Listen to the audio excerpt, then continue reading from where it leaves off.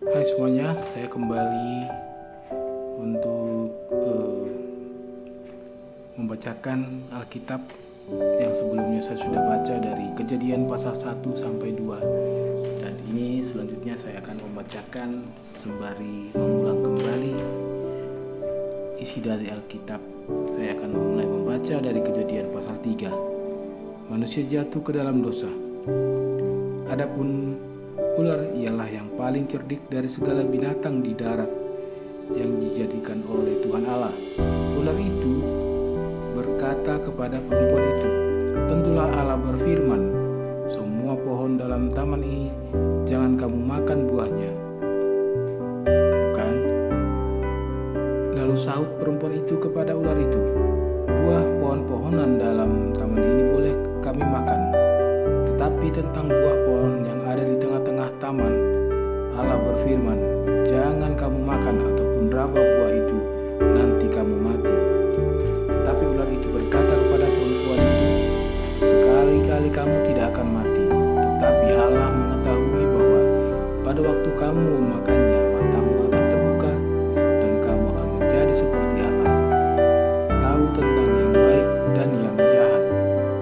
Perempuan itu melihat bahwa buah pohon itu baik untuk dimakan dan sedap kelihatannya. Lagi pula pohon itu menarik hati karena memberi pengertian. Lalu ia mengambil dari buahnya dan dimakannya, dan diberikannya juga kepada suaminya yang bersama-sama dengan dia, dan suaminya pun memakannya. Maka terbukalah mata mereka berdua, dan mereka tahu bahwa mereka telanjang. Lalu mereka menyemat daun pohon ara dan membuat jabang.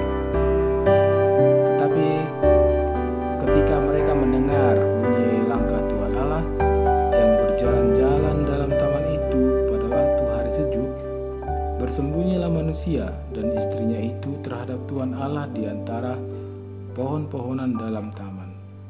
Tetapi Tuhan Allah memanggil manusia itu dan berfirman kepadanya, "Di manakah engkau?" Ia menjawab, "Ketika aku mendengar bahwa engkau ada dalam taman ini, aku menjadi takut karena aku telanjang. Sebab itu aku bersembunyi." Firman-Nya, "Siapakah yang memberitahukan kepadamu bahwa engkau telanjang? Apakah engkau makan dari buah pohon yang kularang engkau makan itu?" Manusia itu menjawab, "Perempuan yang kamu tempatkan di sisiku, dialah yang memberi dari buah pohon itu kepadaku. Maka ku makan."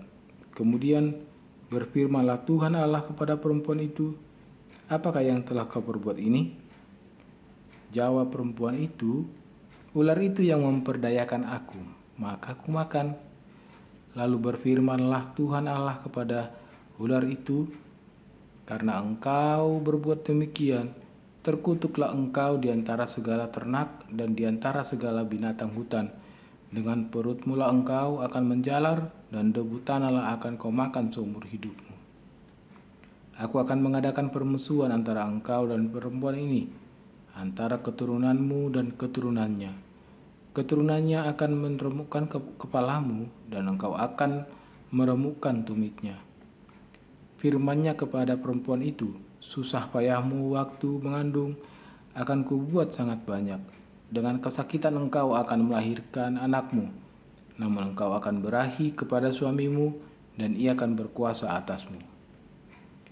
Lalu firman-Nya kepada manusia itu, "Karena engkau mendengarkan perkataan istrimu dan memakan dari buah pohon yang telah kuperintahkan kepadamu, jangan makan daripadanya, maka terkutuklah tanah karena engkau. Dengan bersusah payah engkau akan mencari rezekimu dari tanah seumur hidupmu. Semak duri dan rumput duri yang akan dihasilkannya bagimu, dan tumbuh-tumbuhan di padang akan menjadi makananmu.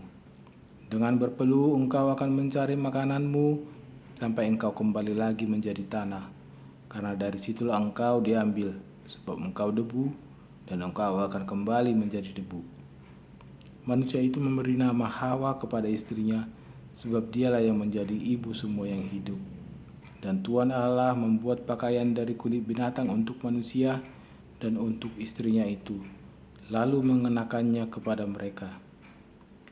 Berfirmanlah Tuhan Allah, sesungguhnya manusia itu telah menjadi seperti salah satu dari kita, tahu tentang yang baik dan yang jahat.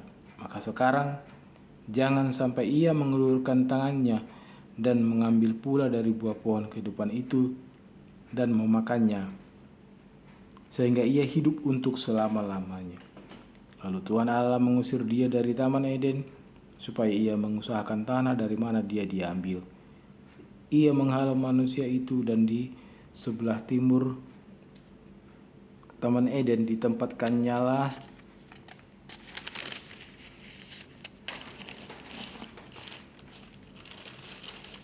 beberapa kerub dengan pedang yang bernyala-nyala dan menyambar-nyambar untuk menjaga jalan ke pohon kehidupan. Pasal 4, Kain dan Habel. Kemudian manusia itu bersetubuh dengan Hawa istrinya dan mengandunglah perempuan itu, lalu melahirkan Kain. Maka kata perempuan itu, "Aku telah mendapat seorang anak laki-laki dengan pertolongan Tuhan." Selanjutnya dilahirkannya lah Habel, adik Kain, dan Habel menjadi gembala kambing domba, Kain menjadi petani. Setelah beberapa waktu lamanya, maka Kain mempersembahkan sebagian dari hasil tanah itu kepada Tuhan sebagai korban persembahan. Habel juga mempersembahkan korban persembahan dari anak sulung kambing dombanya, yakni lemak-lemaknya. Maka Tuhan mengindahkan Habel dan korban persembahannya itu. Tetapi Kain dan korban persembahannya tidak diindahkannya. Lalu hati Kain menjadi sangat panas dan mukanya muram. Firman Tuhan kepada Kain, "Mengapa hatimu panas dan mukamu muram? Apakah mukamu tidak akan berseri jika engkau berbuat baik? Tetapi jika engkau tidak berbuat baik, dosa sudah mengintip di depan pintu. Ia sangat menggoda engkau, tetapi engkau harus berkuasa atasnya." Kata Kain kepada Habel, adiknya, "Marilah kita pergi ke padang." Ketika mereka ada di padang, tiba-tiba Kain memukul Habel adiknya itu, lalu membunuh dia. Firman Tuhan kepada Kain, "Di mana Habel adikmu itu?" Jawabnya, "Aku tidak tahu. Apakah aku penjaga adikku?" Firman-Nya, "Apakah yang telah kau perbuat ini? Darah adikmu itu berteriak kepadaku dari tanah. Maka sekarang terkutuklah engkau, terbuang jauh dari tanah yang mengangakkan mulutnya untuk menerima darah adikmu itu dari tanganmu. Apabila engkau mengusahakan tanah itu, maka tanah itu tidak akan memberikan hasil sepenuhnya lagi kepadamu. Engkau menjadi seorang pelarian dan pengembara di bumi." Kata Kain kepada Tuhan, "Hukumanku itu lebih besar daripada yang dapat ku tanggung. Engkau menghalau aku sekarang dari tanah ini, dan aku akan tersembunyi dari hadapanmu, seorang pelarian dan pengembara di bumi. Maka barang siapa yang akan bertemu dengan aku, tentulah akan membunuh aku." Firman Tuhan kepadanya, "Sekali-kali tidak. Barang siapa yang membunuh Kain akan dibalaskan kepadanya 7 kali lipat." Kemudian Tuhan menaruh tanda pada Kain, supaya ia jangan dibunuh oleh barang siapapun yang bertemu dengan dia. Lalu Kain pergi dari hadapan Tuhan, dan ia menetap di tanah Nod di sebelah timur Eden. Keturunan Kain, Set dan Enos. Kain bersetubuh dengan istrinya dan mengandunglah perempuan itu, lalu melahirkan Henok. Kemudian Kain mendirikan suatu kota dan dinamainya kota itu Henok menurut nama anaknya. Bagi Henok lahirlah Irad, dan Irad itu memperanakan Mehujael, dan Mehujael memperanakan Metusael, dan Metusael memperanakan Lamek. Lamek mengambil istri 2 orang, yang satu namanya Ada, yang lain Jila. Ada itu melahirkan Yabal, dialah yang menjadi bapa orang yang diam dalam kemah dan memelihara ternak. Nama adiknya ialah Yubal, dialah yang menjadi bapa semua orang yang memainkan kecapi dan suling.